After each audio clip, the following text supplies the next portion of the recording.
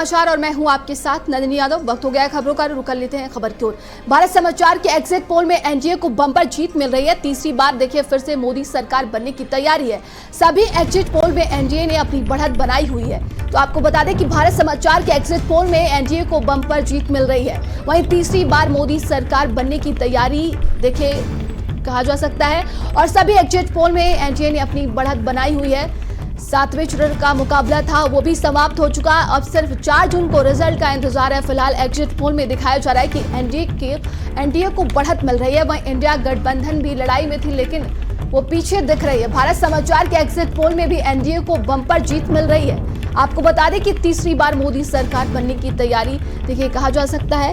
वहीं सभी exit poll में एनडीए ने अपनी बढ़त बनाई हुई है। दिलचस्प मुकाबला देखने को मिला दोनों ही गठबंधनों के तरफ से। एनडीए वर्सेस इंडिया तमाम तरह की तैयारियां की गई और आपको बता दें कि जमकर प्रचार प्रसार भी किया गया, लेकिन फिर भी एग्जिट पोल जो बता रहे हैं वो उसमें एनडीए को बढ़त मिलती हुई दिखाई दे रही है। ये तस्वीरें आप देखिए तो देखिए एनडीए की अगर हम बात करते हैं तो सभी के एग्जिट पोल में एनडीए को बढ़त मिल रही है। वहीं इंडिया गठबंधन भी कहा जा रहा है कि 150 के ऊपर सीटें ला सकता है, लेकिन फिलहाल सभी को इंतजार है 4 जून को जब परिणाम सामने आएगा। एग्जैक्ट ये पोल नहीं कह सकते, सिर्फ ये एक सर्वे है जो कि हम आपको बता रहे हैं। इंडिया गठबंधन की सरकार बनने जा रही है और क्या बताएं आपको, वो समुद्र देखने चले गए। जनता की तरफ पीठ है और जनता भी उनके खिलाफ खड़ी हो गई है। आपकी असेसमेंट क्या कहती है? कितनी? हमारा असेसमेंट तो बहुत अच्छा है। आज हमारी बैठक हुई, कम से कम 2.5 घंटे तक हमने बहुत से विषय पे चर्चा की है। आज सब मिलके सबको एक इशारा देना था कि हम किस ढंग से इस आते चुनाव के दिन लड़ना चाहिए और बोलना चाहिए। ये चीज पे हमने चर्चा की।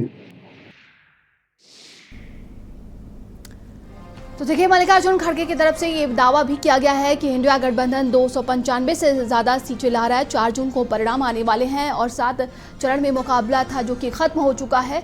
आपको बता दें कि अब 4 जून को परिणाम का इंतजार किया जा रहा है। फिलहाल अगर एग्जिट पोल की अगर हम बात करते हैं तो एनडीए को बढ़त मिलती हुई दिखाई दे रही है। वहीं इंडिया गठबंधन 150 से ज्यादा सीटों पर अपनी जीत हासिल करते हुए नजर आ रहा है। फिलहाल एनडीए को जहां एक तरफ वो 400 पार का नारा दे रहे थे तो कहा जा रहा है कि जो सर्वे हैं वो लगभग उसको छूते हुए भी नजर आ रहे हैं किसी एग्जिट पोल में। फिलहाल अगर हम बात करें इंडिया वर्सेज एनडीए गठबंधन की तो देखिए तमाम जो सभी राजनीतिक दलों ने अपनी तरफ से जमकर प्रचार प्रसार किया और जनता के बीच में जाकर तमाम बातें भी रखी। फिलहाल अब सभी को इंतजार है सिर्फ 4 जून का।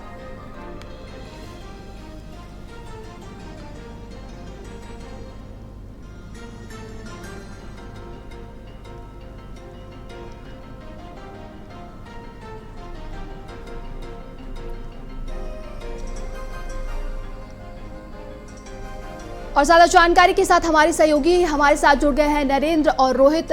नरेंद्र देखिए जिस तरीके से एनडीए लगातार ये कह रहा था 400 पार, सभी एग्जिट पोल में देखा जा रहा है कि एनडीए को बढ़त मिल रही है।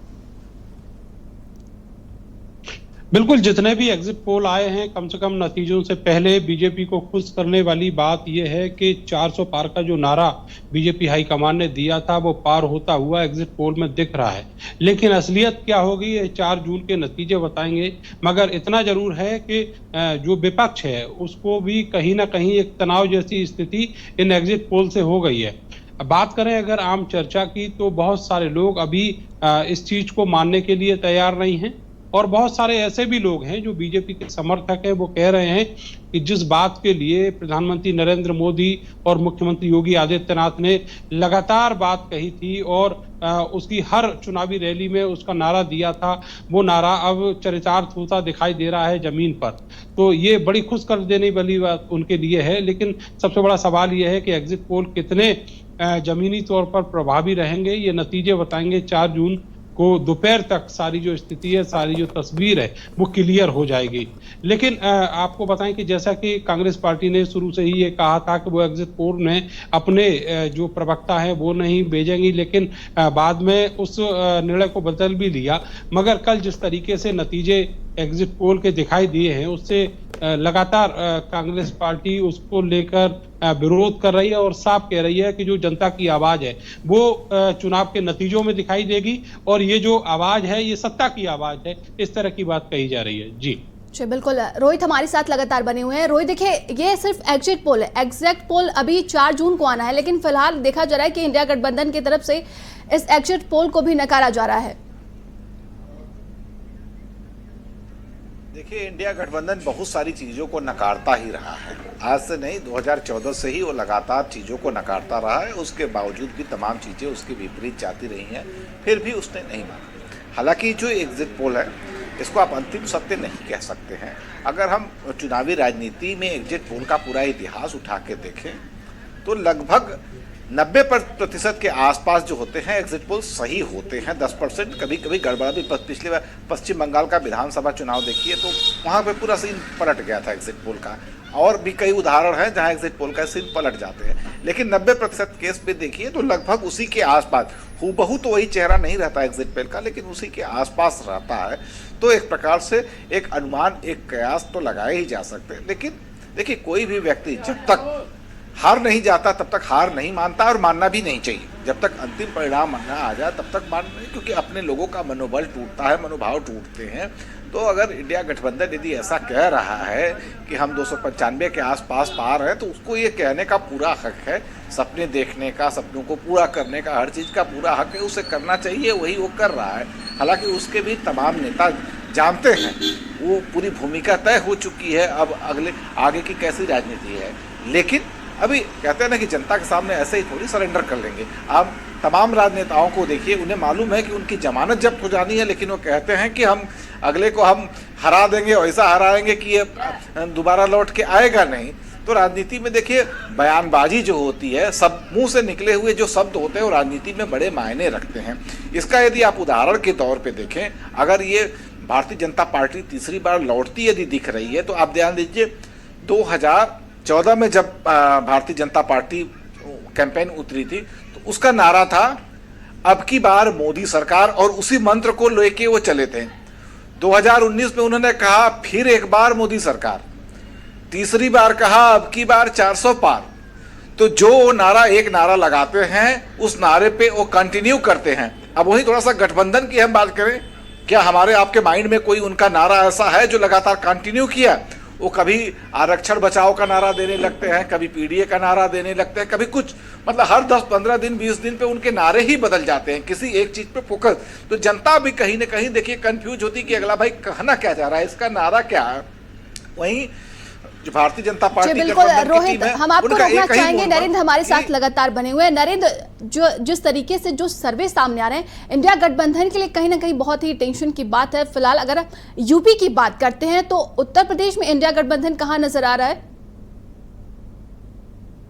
देखिए, उत्तर प्रदेश में जिस तरीके से सीटें बताई गई हैं एग्जिट पोल में बीजेपी के लिए, तो उसको देखकर तो ऐसा लगता है कि जो इंडिया गठबंधन है उसमें जो प्रोमिनेंट नेता जहां जहां चुनाव लड़ रहे हैं उनकी संख्या जो है वो 8 से 12 जिस तरीके से बताई गई है, केवल वही नेता चुनाव जीतेंगे जिनमें अखिलेश यादव, डिम्पल यादव और राहुल गांधी इत्यादि नेता कहे जा सकते हैं। लेकिन सबसे बड़ी बात यह है कि जो जमीनी मुद्दे थे जिनके ऊपर लगातार बात की गई, वो मुद्दे अगर एग्जिट पोल के नतीजों को देखें तो वो इसमें कहीं नजर नहीं आते हैं। और ये कहना भी बहुत ज्यादा अतिशयोक्ति नहीं होगा कि अभी जब तक फाइनल नतीजे नहीं आ जाते 4 जून के, तब तक एग्जिट पोल के ऊपर यकीन नहीं किया जा सकता। जैसा कि अभी हमारे साथी जो हैं रोहित जी बता रहे थे कि किस तरीके से जो 90% आंकड़ा रहता है एग्जिट पोल का, वो सच्चाई के इर्द-गिर्द रहता है, लेकिन 10% एग्जिट पोल पूरी तरीके से फेल साबित हुए हैं। चाहे वो पंजाब हो, चाहे हिमाचल प्रदेश हो, कर्नाटक के चुनाव को लेकर भी इसी तरह की बात कही गई थी। तो अब देखना ये होगा कि 4 जून को जो नतीजे आते हैं, उनकी ज़मीनी स्थिति क्या रहती है। लेकिन इतना ज़रूर है कि अब अगले जो 2 दिन हैं, आज का दिन है और कल का दिन है, इन दोनों दिनों में जो सियासत है, वो केवल एग्जिट पोल के नंबर्स को लेकर चारों तरफ दिखाई देगी और वो रात से शुरू भी हो चुका है। बहुत सारे विपक्ष के नेता हैं जो लगातार इस एग्जिट पोल्स का विरोध कर रहे हैं और कह रहे हैं कि ये सब ऊपर से पार्टी हाईकमान ने, बीजेपी के ने जैसा कहा है उसी तरीके से ये एग्जिट पोल दिखाए गए हैं और इसी तरीके से माहौल बनाया गया है। जो जयराम रमेश हैं, उन्होंने तो बाकायदा एक पोस्ट भी किया है एक्स पर और साफ लिखा है कि जो गृह मंत्री हैं उन्होंने 150 से ज्यादा जिलाधिकारियों को फोन किए हैं और उनको धमकाया है जो नतीजे आने हैं उनको लेकर। तो ये बातें कितनी सच हैं और कितनी थोती हैं, ये तो नतीजे ही बताएंगे और असलियत जो है वो इन्वेस्टिगेशन जाने। लेकिन इतना जरूर है कि एग्जिट पोल ने जो चुनाव मतदान का जो आखिरी दिन था कल, उसके बाद जिस तरीके से शांति एक रहनी थी अगले 2 दिन तक, उसमें एक भूचाल सा लाकर खड़ा कर दिया है और वो भूचाल जो है अगले 2 दिन तक जारी रहेगा। आज और कल जो विपक्ष है और पक्ष जो दोनों तरफ आपस में इसी तरीके से बढ़ते हुए दिखाई देंगे, चाहे वो सोशल मीडिया हो, चाहे वो टीवी स्क्रीन हो या फिर अखबार के पन्ने हो। जी बिल्कुल। रोहित हमारे साथ रहिए, लगातार बने हुए हैं और भी हमारे सहयोगी हमारे साथ जुड़ गए हैं, धीरेन्द्र हमारे साथ जुड़ गए हैं और अहमद हमारे साथ जुड़े हुए हैं। अहमद, हम आपके पास आना चाहेंगे। देखिए, लगातार अगर हम मुद्दों की बात करते हैं तो पक्ष विपक्ष दोनों के तरफ से उठाए गए, लेकिन फिलहाल जिस तरीके से जो सर्वे बता रहे हैं वो उसमें एनडीए की बढ़त दिखाई दे रही है और इंडिया गठबंधन के लिए कहीं ना कहीं टेंशन की बात नजर आ रही है। अगर हम यूपी की बात करते हैं तो यहाँ पर देखिए अब त्रिकोणीय मुकाबला देखा जा रहा था, बीएसपी भी मैदान में है, बीएसपी कहीं नजर नहीं आ रही है।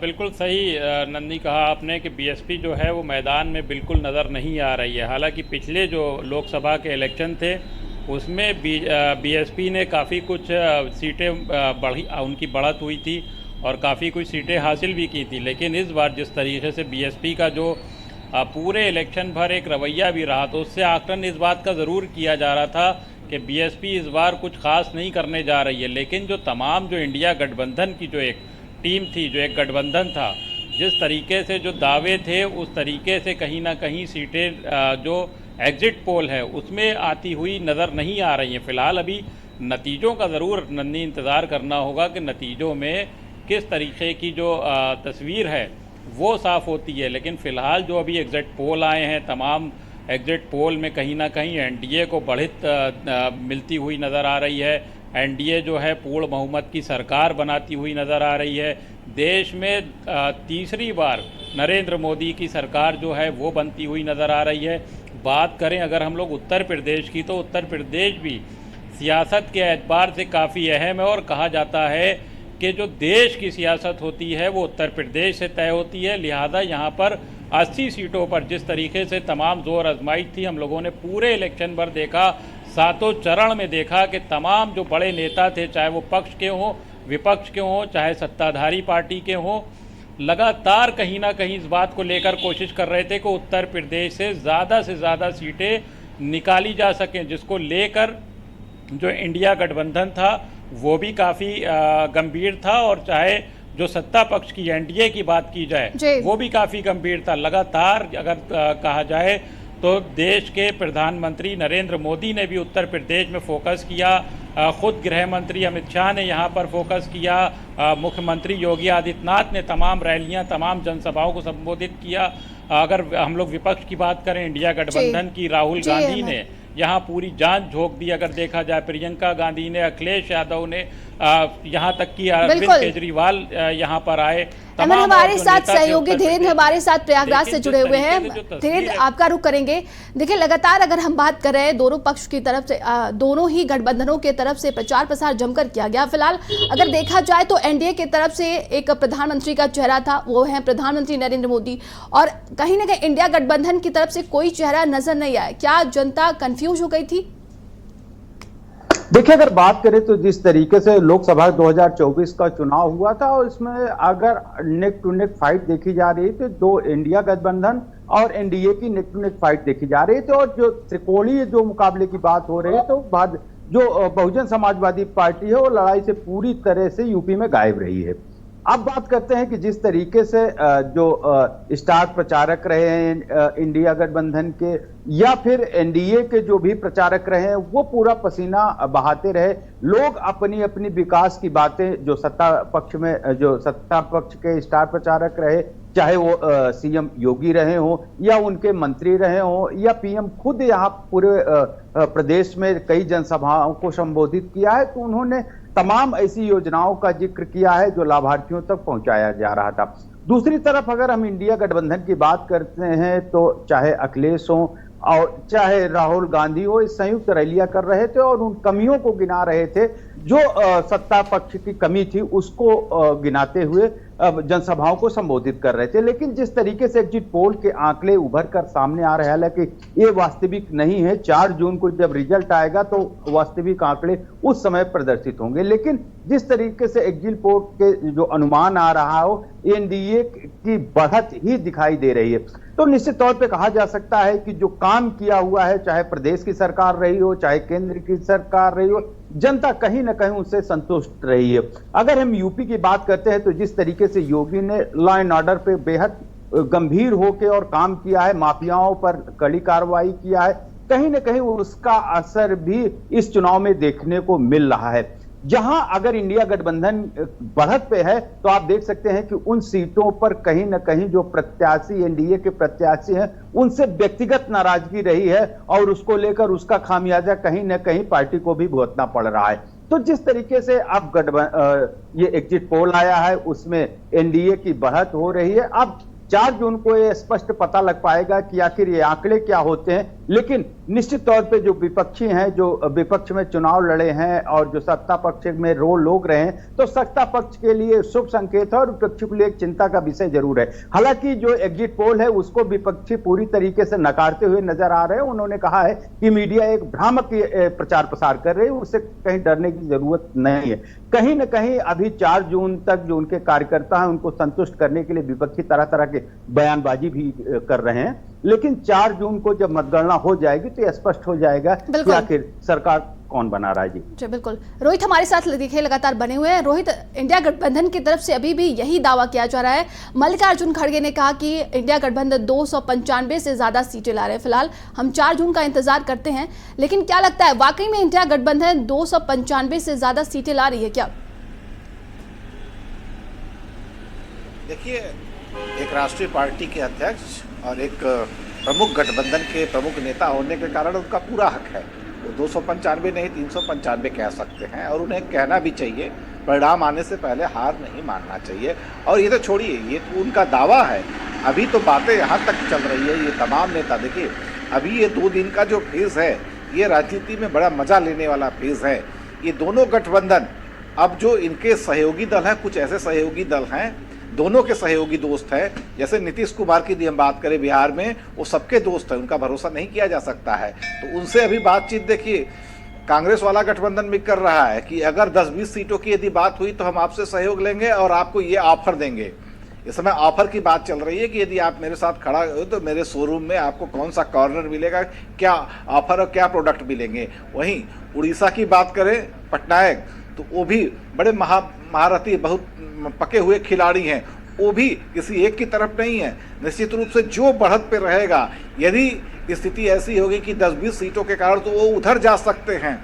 यही हाल हरियाणा से भी है, यही हाल पंजाब से है। तो अभी दोनों पक्ष ऐसे लोगों को साधने की कोशिश कर रहे हैं जो किसी गठबंधन में पूर्ण रूप से नहीं है, जो न तो एनडीए के पार्ट हैं न तो इंडी गठबंधन के पार्ट है। नीतीश कुमार की बात करें तो देखिए वो एनडीए के पार्ट नहीं कहे जा सकते, वो मजबूरी में जबरी बुलाया जा सकता है। और जैसा कि तेजस्वी यादव ने बयान दिया है कि चाचा 4 जून के बाद अपना फैसला लेंगे, तो अभी दोनों पक्ष के लिए ये 1-2 दिन का एक बड़ा ऐसा अवसर है कि अपनी अपनी बातों को कहें, जनता से दावे करें। लेकिन हकीकत क्या है, कहीं ना कहीं देखिए उनको भी पता है, लेकिन कहते हैं ना कि कभी कभी उलट फेर होता है, तो उस उलट फेर और छप्पर फटने की उम्मीद देखिए सबको होती है।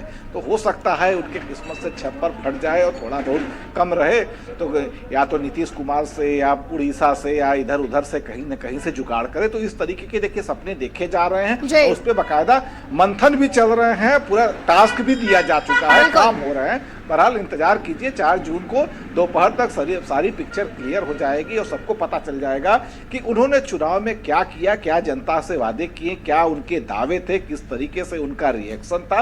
ये सब सारी चीजें, बहरहाल ये सब सारी चीज देखने की होगी। हम यहाँ एक बात और दोहराना चाहेंगे कि पूरे चुनाव प्रचार पर हमने देखा कि भारतीय जनता पार्टी, उनके संगठन के लोग सिर्फ एक ही बात पे ज्यादा फोकस थे कि उन्होंने क्या किया है और आगे और क्या करेंगे। तो यही इंडिया गठबंधन अपनी बात, अपनी योजनाओं को कम, अपने 5 बातों को कम, बल्कि प्रधानमंत्री के भ्रष्टाचार, भाजपा शासित राज्य के मुख्यमंत्रियों के भ्रष्टाचार, ये गलत कर रही हैं। रोहित हमारे सहयोगी नहीं बनाया, दीपक दिल्ली से जुड़ गए हैं, हम उनसे भी जान लेते हैं। देखिए दीपक, बात की जाए 7 चरणों का मतदान संपन्न हो चुका, 4 जून का सभी को इंतजार है। फिलहाल अगर दिल्ली की स्थिति की बात करते हैं तो क्या कुछ नजर आ रहा है, किसके लिए टेंशन की बात है?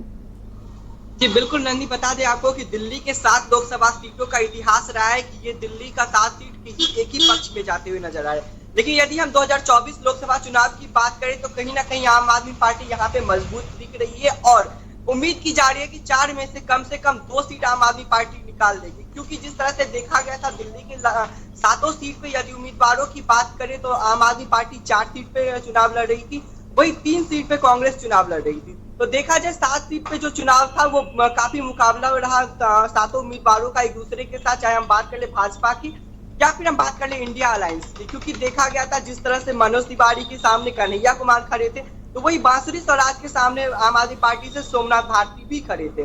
तो देखा जाए जिस तरह से उम्मीदवारों की सूची जब सामने आई है तो कहीं ना कहीं भाजपा को एक टक्कर देने वाले उम्मीदवार आम आदमी पार्टी और कांग्रेस ने दिल्ली में उतारे थे। लेकिन जिस तरह से कैंपेन की बात करें, जिस तरह से चुनाव प्रचारों की बात करें तो कहीं ना कहीं भाजपा ने भी अपना पूरा जोरों शोर लगा दिया था दिल्ली के 7 लोकसभा सीटों पे। क्योंकि देखा गया था कि प्रधानमंत्री नरेंद्र मोदी, अमित शाह, जेपी नड्डा और तमाम जो भाजपा के बड़े नेतृत्व है उन्होंने दिल्ली में धुआंधार प्रचार भी किया था। वहीं दिल्ली के मुख्यमंत्री अरविंद केजरीवाल ने भी सभी लोकसभा सीटों पे जाकर के अपना प्रचार किया था। अब उससे कितना क्या प्रभाव पड़ने वाला है ये तो 4 जून को साफ हो जाएगा। लेकिन जो एग्जिट पोल अभी फिलहाल में सामने आ रहा है उसमें आम आदमी पार्टी को कम से कम 2 सीट मिलते हुए नजर आ रहे हैं। क्योंकि उम्मीद की जा रही है कि जिस तरह से भाजपा ने अपने 6 उम्मीदवारों को बदला था, क्योंकि दिल्ली में 7 लोकसभा सीट है उसमें से सिर्फ मनोज तिवारी एक ऐसे सांसद है जो पिछले 2 बार सांसद रह चुके हैं। बाकी जो 6 उम्मीदवार है उनको नया कैंडिडेट बनाया गया, 6 नए नामों को यहाँ पे चयन किया गया था। कहीं ना कहीं ये भी एक भाजपा के लिए एक जो कह सकते हैं कि एक गलत निर्णय है, कहीं ना कहीं भाजपा की तरफ से लिया गया। लेकिन जिस तरह से हम बात करें दिल्ली के 7 सीटों पे, तो जहाँ पे रमेश बिधूरी पहले से सांसद थे उनका टिकट काट करके रामवीर सिंह बिधूरी को दिया गया था। तो जिस तरह से भाजपा 7 सीट पे धुआंधार प्रचार कर रही थी, लेकिन नंदनी सबसे खास बात बता दें दिल्ली के चुनाव में या फिर अन्य राज्यों के चुनाव में भाजपा का जो एजेंडा रहता है, चाहे हम 19 की बात कर ले, चाहे 14 की बात कर ले या 2024 की बात कर ले, तो बीजेपी का एक एजेंडा फिक्स रहता है। 2014 में हमने देखा था कि भाजपा का जो एजेंडा था अब की बार मोदी सरकार। जी नंद, हमारे सहयोगी धीरेन्द्र लगातार हमारे साथ बने हुए हैं। धीरेन्द्र, अगर देखिए बात की जाए इंडिया गठबंधन की यूपी में, तो तमाम रणनीति जो बनाई गई थी, अखिलेश यादव की बात करते हैं, उनका पीडीएफ फैक्टर था, लगातार वो लेकर चल रहे थे और संयुक्त जनसभा भी की गई, बड़ी मेहनत की गई। लेकिन फिलहाल जो दिख रहा है यूपी में भी वो खासा नजर नहीं आ रहा है। जी बिल्कुल, जिस तरीके से अगर हम प्रयागराज मंडल की ही बात करते हैं तो यहाँ प्रयागराज मंडल में 5 लोकसभा की सीटें हैं और हम बात करते हैं कि जिस तरीके से एनडीए के जो प्रत्याशी को उतारा गया है यहाँ पर, चाहे फूलपुर हो चाहे इलाहाबाद हो, जो वर्तमान सांसद रहे उनका टिकट काटा गया, नया चेहरा दिया गया है। लेकिन साथ ही साथ हम दूसरे अगर लोग संसदीय सीट की बात करते हैं, चाहे कौशाम्बी की हो या प्रतापगढ़ की हो, तो जहां पर जो प्रत्याशी का विरोध रहा है उसको कहीं ना कहीं एनडीए को भुगतना पड़ सकता है, जिस तरीके से एग्जिट पोल के आंकड़े सामने आ रहे हैं। लेकिन अगर हम रणनीति की बात करें तो एनडीए ने पूरी रणनीति के साथ ही ये चुनाव को संपादित किया है, चुनाव को लड़ा है। लेकिन इंडिया गठबंधन जिस तरीके से उनको लगातार घेर रहा था, चाहे वो बेरोजगारी का मुद्दा रहा हो, चाहे वो किसानों का मुद्दा रहा हो, चाहे वो महिलाओं का या राशन की दुगने देने की बात कही जा रही हो, लेकिन जिस तरीके से जो प्रधानमंत्री यहां पर आए थे,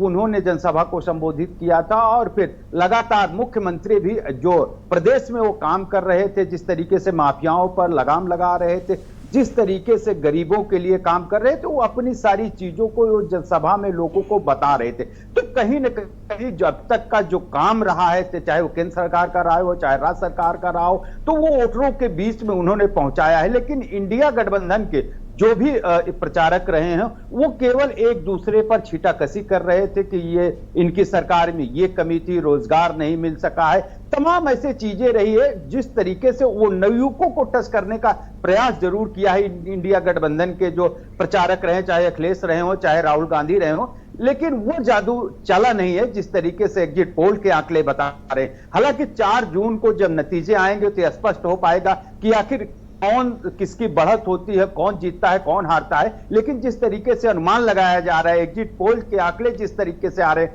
कहीं ना कहीं ये जरूर दर्शा रहा है कि जो केंद्र की सरकार की नीति रही है या प्रदेश की सरकार की नीति रही है, वो जनता को जरूर भाई है। जी बिल्कुल, हमारे साथ सहयोगी अहमद लगातार बने हुए। अहमद, मुद्दों की हम बात कर रहे हैं, क्या लगता है कौन से मुद्दे सबसे ज्यादा हावी नजर आए? देखिए, एनडीए को बढ़त मिल रही है, इंडिया गठबंधन भी तमाम मुद्दे उठाए, संविधान बचाओ, आरक्षण बचाओ, बेरोजगारी, महंगाई, ये तमाम मुद्दे उठाए गए, लेकिन फिर भी कोई असर नजर नहीं आ रहा है। क्या लगता है कौन से मुद्दे जनता पर ज्यादा प्रभावित हुए हैं?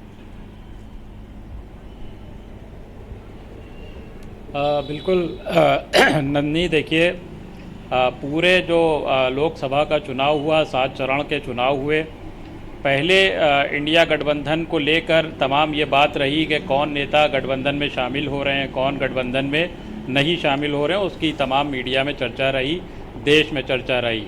उसके बाद जो पार्टियों के टिकट बंटवारे को लेकर जिस तरीके से आगे पीछे राजनीति होती रही, किसी को टिकट मिल रहा है, किसी का कट रहा है, उसको लेकर भी जनता कहीं ना कहीं कंफ्यूज रही।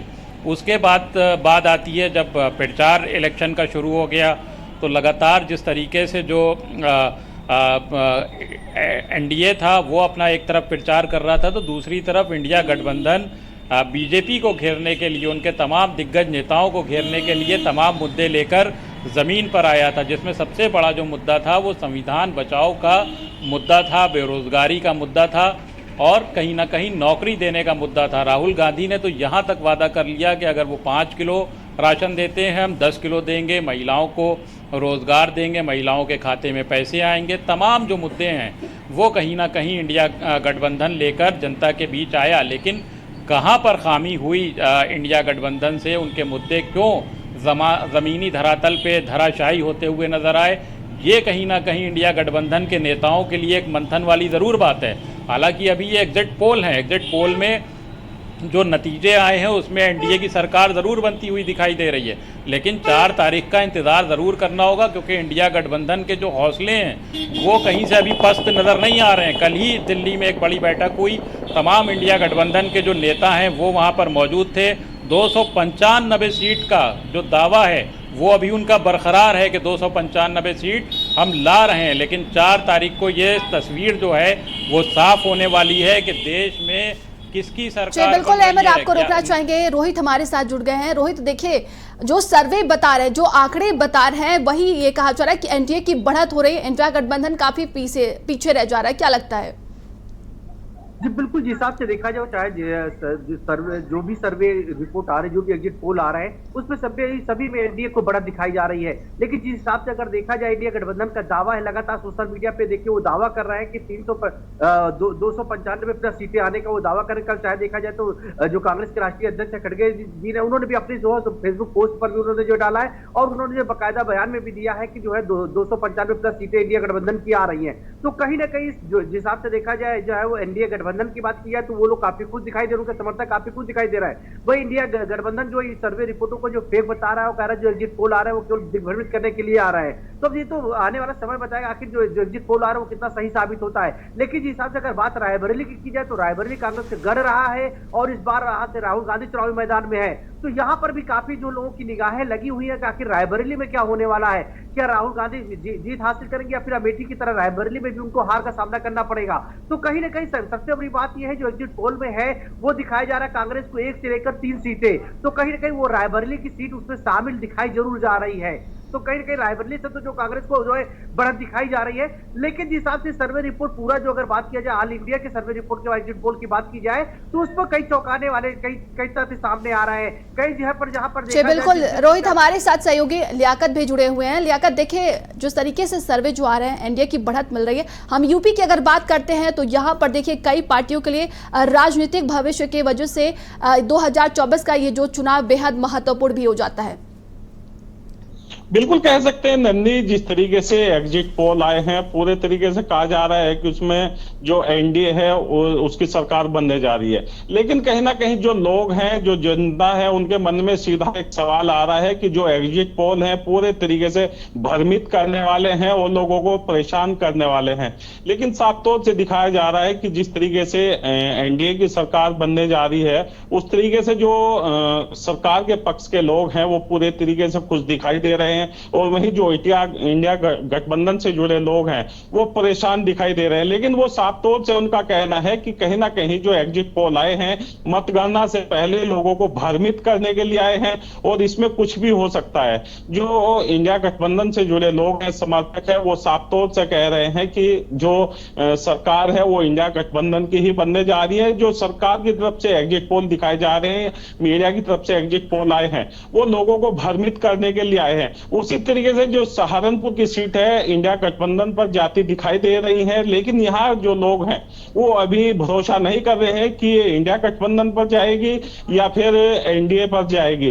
लोगों में साफ तौर से इस चीज को लेकर कहीं ना कहीं एक अलग सी हवा है कि लोग पूरे तरीके से भरोसा नहीं करते दिखाई दे रहे हैं।